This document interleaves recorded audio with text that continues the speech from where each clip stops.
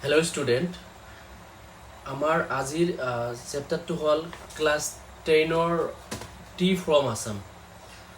T from আছামৰ কেইটামান MCQ prepare কৰা হৈছে আপোনালোকৰ সুবিধাৰ কাৰণে।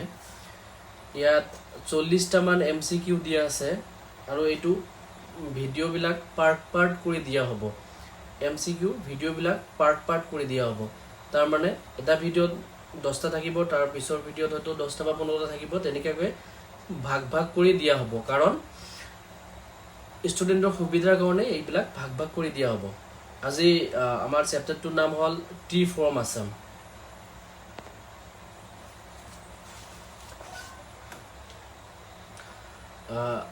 ছাইডত মই MCQৰ স্ক্ৰীনশ্বটবিলাক দি দিম, যাতে আপোনালোকৰ লিখি লোৱাৰ কাৰণে ভাল হয়। প্ৰথম MCQৰ প্ৰথম কুৱেশ্যনটো হ'ল who is the author of the poem, নহয়, who is the author of tea from Assam. Who is the author of tea from Assam. Tea from Assam গল্পৰ লেখক কোন আছিলে? টি ফ্ৰম আছামৰ গল্পৰ লেখকৰ নাম আছিল অৰূপ কুমাৰ দত্ত। এইটো হ'ল প্ৰথম MCQ। কুৱেশ্যনটো আছে the story is an export from which larger book.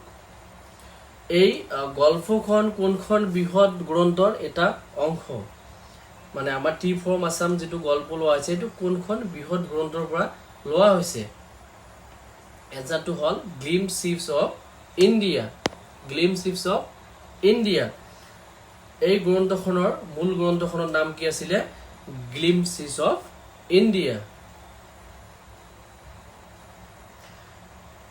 3 number কুৱেশ্যনটো আছিল দ্য ষ্টৰি।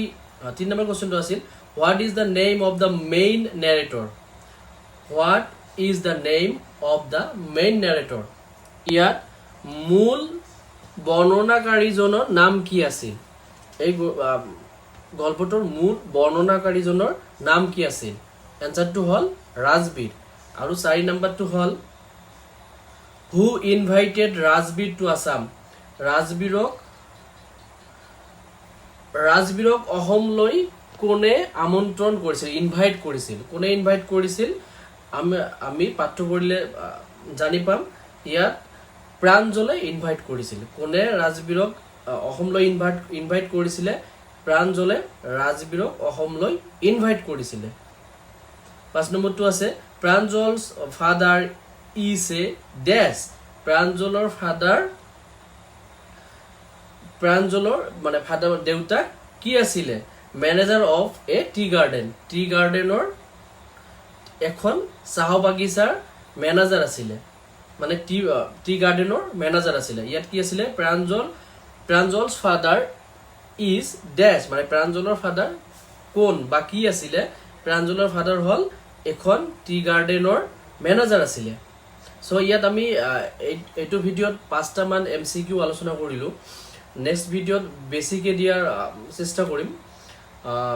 চ' তোমালোকে এই 5টা কুৱেশ্যন লিখি ল'ব। নেক্সট ভিডিঅ'ত আৰু কুৱেশ্যনবিলাক আমি আলোচনা কৰিম। আৰু তোমালোকৰ যদি কিবা ডাউটছ থাকে তেনেহ'লে ভিডিঅ'ৰ তলত কমেণ্ট বক্সত কমেণ্ট কৰি দিব।